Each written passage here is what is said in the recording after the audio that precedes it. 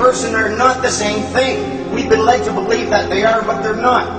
In Black's Law Dictionary, you'll find a definition of a person, and it says, a human being is not a person because he is a human being, but because rights and duties have been ascribed to him. Specifically, the person is that legal subject or substance of which the rights and duties are attributes. But not all human beings are persons, as was the case in Old England when there were slaves.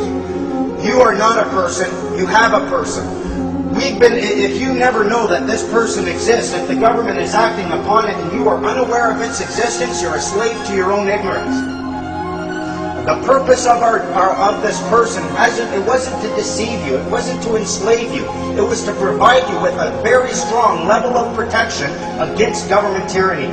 If they never act against you as a human being and they're only acting against your person, you always have the option to reject their governments and therefore escape tyranny totally and absolutely peacefully. They'll tell you, I'm an agent for the government, I'm a peace officer, I'm this, I'm that. No, you are a human being in a common law jurisdiction, and that's all there is to it. That's first and foremost, and I'm not forgetting that. If you remember that, they have to remember that. The key thing about remembering this is you can remember a couple of things. Yes, you can affect them. They will respond to emotion. They will respond to threats. They'll respond to a baseball bat in the bottom of their knee. They will respond. They will also respond to love, compassion, and truth. They are human beings, and if you treat them with the dignity that all human beings are worthy of, they will respond as a human being as well. Don't look at them as anything more than simply a human being using a tool. And the tool that they are using is words.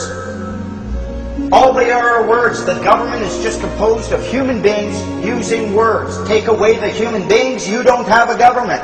Take away the words, you don't have a government. You need those two things in order for anyone to come up to you and claim any level of authority over you. If you learn to distinguish between actual law, and there is only 3 ways to break the law: harm another human being, damage someone else's property, use fraud or mischief in your contracts, you have broken the law. That's the only way to break the law. Statutes are not laws. If you look it up, you'll find that the definition of a statute is a legislated rule of society given the force of law. It's a law, it's a rule that has the force of law within a structured society because somebody gave it that force. Remember, we're all equal here. Who can give those words the force of law? Only you. You have decided to give those statutes the force of law within your societal structure. A society, if you look at the definition of that, it's a number of people joined by mutual consent to deliberate, determine, and act for a common goal. Your consent is required for any statute to have the force of law, and you can spot these. They'll have the word act right in the title. Point out the word act to any government agent asking or claiming authority over you. Say, what exactly does that word right there mean? And you will be 2 steps away from consent. You have every right in the world to stand right up and claim the status of a child of God. But the moment you do that, you do accept a lot of responsibility, because then you have to look at everyone else with the same eyes. We want remedy. We want our power back. We want our remedy, and we want to hold these people to the... We don't want to beat them up. We want abundance. We want peace. We don't want a life of conflict with these people. And we shouldn't have to dig through the shit they manufacture in order to find the diamonds of our freedom.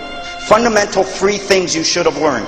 1, you are not a person. You have a person. It exists in association with you. Statutes are not laws. They do not apply to you. They apply to your person. And finally, believe it or not, you want your freedom. You want to become a free man on the land. You have to treat these people with compassion, regardless of what they've done to you, and I know how difficult that can be. There's a maxim in law, a Roman maxim that says, let he who would be deceived be deceived. If you aren't even willing, if someone comes up to you and says, you have to do this, why? Oh, how do you know that? Everybody knows it. Oh, really? Nobody read the act, but everybody knows it. You start reading these acts and you start finding the remedy within it. These people have a duty to understand and to distinguish between statute and law. They've been dealing with us for so long with people who are essentially ignorant that we don't even distinguish between statute and law, so they assume that you are going to be there.